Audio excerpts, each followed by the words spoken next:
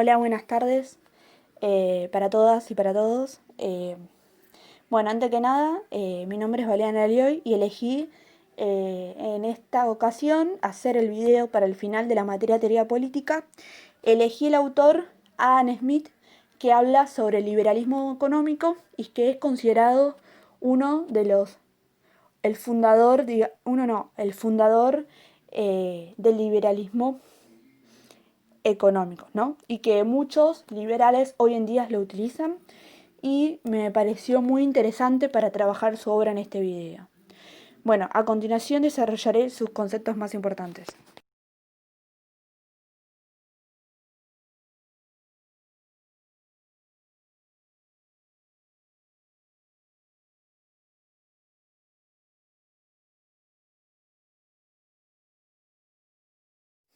Adam Smith nació en Escocia en 1723. Fue el autor de La riqueza de las naciones, padre de la economía moderna. Escocés, Adam Smith nació en 1723 y muere en el año 1790. Sin duda, el aporte fundamental lo constituye su célebre obra Naturaleza y causa de la riqueza de las naciones, escrita en el año 1776. Adam Smith era un filósofo moral. Su libro La riqueza de las naciones fue considerado como el primer libro de la economía moral, considerado como el padre de la economía moderna. Pero ¿quién fue realmente Adam Smith? Adam Smith, como dijimos, nació en Escocia en 1727, fue considerado el padre de la economía política, filósofo moral. En 1759 publica Teoría de los sentimientos morales, donde da a conocer el término empatía. En los albores de la revolución industrial descubre Glasgow e intenta entender el nuevo mundo que lo rodea. Recorre Europa y con los ideales de los fisiócratas e iluministas escribe su nuevo libro, La riqueza de las naciones, considerado el primer libro de la economía moderna y el primero en sistematizar científicamente las bases del capitalismo. Fue el primer economista académico, Adam Smith. Ayudó a que la economía dejara de ser materia para convertirse en ciencia. Escribe La riqueza de las naciones, que tiene influencia en el orden natural, obra que revolucionó y unificó los pensamientos económicos. La obra tiene contenido económico de carácter técnico. Fue el fundador de la economía política clásica. Además, Adam Smith fue considerado uno de los mayores exponentes de la economía clásica y padre del liberalismo. Su obra célebre, que fue La riqueza de las naciones, es considerada su obra cumbre, en donde realiza un estudio completo sobre la economía. Fue en esos viajes, a partir de las discusiones con los fisiócratas y los pensadores de la Ilustración, que decide escribir la obra que se denominará Una investigación sobre la naturaleza y causas de la riqueza de las naciones, como dijimos, publicada en 1776, en donde desarrolla un razonamiento sistemático y científico de los principios fundamentales de la economía. La obra de Adam Smith tuvo una gran influencia que no se limitó a los círculos académicos, sino que tuvo una aplicación inmediata en la política económica de Gran Bretaña, principalmente por el primer ministro William Pitt, por entonces el ministro más joven de la historia del país con solo 24 años, quien, abierto a las nuevas ideas y preocupado por la situación financiera, se proclamó discípulo de Smith. Gran Bretaña aprovecharía de esta manera los aportes del pensador escocés, que transformarían los modelos económicos tradicionales, mientras su principal rival Francia seguiría bajo la tutela de la doctrina fisiocrática que se centraba en la prosperidad de la nación en la agricultura. Algunos se refieren al libro Las riquezas de las naciones de Adam Smith, lo consideraban al libro que escribió Adam Smith, La riqueza de las naciones, como lo llamaban célebremente la Biblia de la economía. Causa de las riquezas naciones apareció en Londres el 9 de marzo de 1776. Su autor, el escocés nacido en Kirkcaldy en 1723 y muerto en Edimburgo en 1790, es considerado el padre del liberalismo económico. Fue hijo del siglo de las luces y, como tal, culto y contemporáneo de otros genios. Adam Smith pasó a la historia por haber escrito la Suma, que produjo un quiebre, el prolijo y vastísimo desarrollo fundante de una ideología que haría escuela. Entonces, La riqueza de las naciones es un tratado que combina la historia de la moneda con la historia, la lógica con la teología.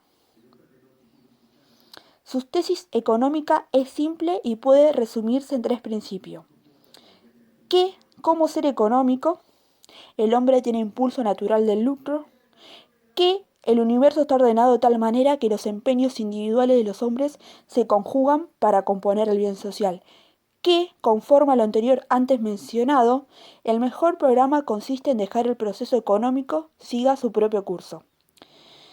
Estos principios señala Adam Smith. Él creía en un Dios supremo que había ordenado el universo como mecanismo perfecto donde todo funciona y resulta por imagen y semejanza. Bueno, estas premisas abordan el libro, hasta aborda las disertaciones sobre las funciones del gobierno, ¿no? Esto se puede relacionar, por ejemplo, con lo que pensaba Maquiavelo de las funciones del gobierno, ¿no? Lo relacionamos, el pensamiento que tenía Adam Smith, el pensamiento del gobierno relacionado con Maquiavelo, ¿no? Pero digamos, la diferencia que yo encuentro con Nicolás Maquiavelo, ¿no? Que Nicolás Maquiavelo escribió la obra El Príncipe, que era una guía práctica, ¿no? Un tratado político, digamos, una guía práctica, pero sobre cómo tener un principado y guiar al soberano para obtener ese principado y después cómo el soberano, ¿no? Tenía que lograr mantener su poder, digamos, frente a las diferentes circunstancias. En cambio acá la diferencia que encuentro con Adam Smith, ¿no? Que escribió el libro Las riquezas de las naciones, que es el principal obra célebre, si se quiere, de Adam Smith, él habla, digamos, habla de la función del gobierno, pero desde una mirada perspectiva económica. Yo la mirada de Maquiavelo, ¿no? En la función del gobierno lo veo más desde una perspectiva política. Bueno, siguiendo hablando de Adam Smith, ¿no? En este resumen que hice mínimo la diferencia que pensaba tanto Maquiavelo, la diferencia que pensaba Adam Smith sobre las funciones del gobierno. Para Adam Smith, la mejor política económica no procede del gobierno, sino de la acción espontánea de los individuos, ¿no? Esto entraría en contradicción con Maquiavelo, ya que piensa que la importancia del príncipe es manejar el Estado como soberano que es. Entonces, acá cuando encuentro nuestra diferencia, o sea, para Adam Smith no era la importancia del gobierno, no las funciones que tiene el gobierno a través del Estado, digamos, o sea, la diferencia que encuentro con Adam Smith es que Adam Smith dice que el gobierno no debe tener el control tal de manejar la economía, sino que esto va a depender del individuo, ¿no?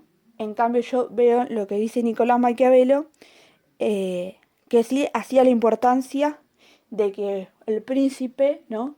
Debía gobernar, ¿no? El Estado, que eso lo debía hacer el príncipe, debía gobernar un Estado soberano, ¿no? Sobre la población. En cambio, Adam Smith, que la política económica dice que no debe proceder del gobierno, sino de la acción espontánea de los individuos. En cambio, Maquiavelo dice no, que debe proceder de un Estado, de un soberano que lo gobierne, que en este caso podía ser un principado, ¿no? Que a cargo de ese Estado soberano, ¿no? Tenía que haber una autoridad soberana que gobierne sobre el pueblo, sobre una sociedad.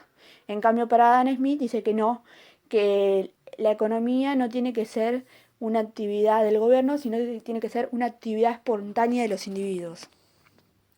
Finalmente, se abordará desde distintas perspectivas el contexto social e intelectual en el que surge la riqueza de las naciones, su relación con las ideas de la Ilustración escocesas, con el proyecto teórico de Smith, el rol del Estado en una sociedad comercial y las nuevas formas de articulación del trabajo social en una economía regida por el intercambio mercantil.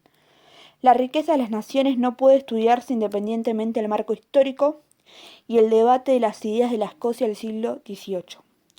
La comprensión más acabada de los aportes de Adam Smith respecto del papel del mercado en la producción de riqueza y su vínculo con el buen gobierno exige poner relación a la riqueza con su obra filosófica completa.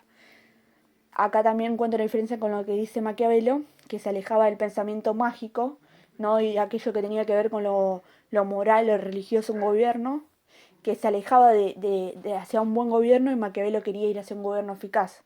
Y acá Adam Smith nos propone, ¿no?, que su teoría económica, ¿no?, que escribe en el libro La riqueza de las naciones, va hacia el papel del mercado en la producción de la riqueza y su vínculo con el buen gobierno, ¿no? Entonces exige poner relación a la riqueza con su obra filosófica completa. Bueno, ¿qué ocurría en el siglo XVI, ¿no? En el transcurso se daba la sustitución del régimen feudal por el sistema capitalista, que se extiende entre el siglo XVII y el siglo XVIII. La revolución industrial se inicia en Inglaterra recién hacia fines de este periodo. El capitalismo va socavando progresivamente las bases de la sociedad feudal, arrasando con costumbres afianzadas por siglos y con los vínculos fundados en el control religioso. Se exigen explicaciones científicas en todos los campos del saber. En el siglo XVI, las ciencias sociales buscan descubrir leyes objetivas que rijan las relaciones sociales en todo tiempo y lugar. ¿Quiénes participan en el proceso productivo según Adam Smith en el siglo XVI? Bueno, la forma de producción era distintiva de la época de la manufactura. Los artesanos se reúnen bajo el mismo techo. Órdenes del capitalista industrial. En una fábrica de alfileres, un obrero estira el alambre, otro lo endereza, un tercero lo va cortando en trozos iguales, un cuarto hace la punta. Por ejemplo, se da la división del trabajo, que es el nuevo capitalista industrial ya no se encarga de la compra, venta de mercancías, sino de su producción. Es durante la fabricación que obtiene su ganancia. Entonces, ¿qué piensa Adam Smith sobre la división del trabajo? Para Smith, la división del trabajo provoca un gran incremento en la riqueza y en la cantidad de mercancías que produce la sociedad. Esto se da principalmente por tres motivos. 1. La especialización aumenta la habilidad del trabajador para hacer la actividad que le toca. 2. Existen menos tiempos muertos por pasar una actividad a la otra. Y 3. Se emplean herramientas novedosas o mejoras a las existentes para concluir el trabajo más rápidos o con menos fatigas. Smith considera más beneficiosa para la sociedad las actividades industriales. Smith procura demostrar que el capitalismo está regido por un conjunto de leyes que garantizan el proceso económico y social y brinda el marco ideal para el desarrollo de las libertades individuales.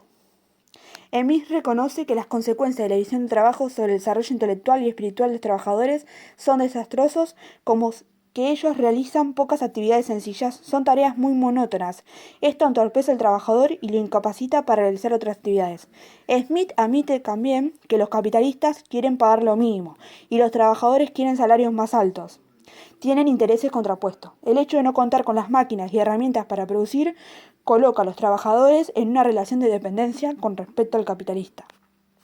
Esto me acuerdo que lo habíamos visto con la profesora en un video que decía, ¿no?, cómo un trabajador, ¿no?, se tenía que quedar muchas más horas y trabajar muchas más horas por un mismo salario e inclusive hasta terminar haciendo el otro trabajo de otro trabajador, ¿no? Cuando esto se da la división del trabajo, ¿no?, y que hace que los trabajadores se tengan que especializar, genera la situación de que tenga que depender del trabajo, ¿no?, del capitalista. Al no contar con las máquinas y las herramientas para producir, coloca a los trabajadores en una relación de dependencia con respecto al capitalista.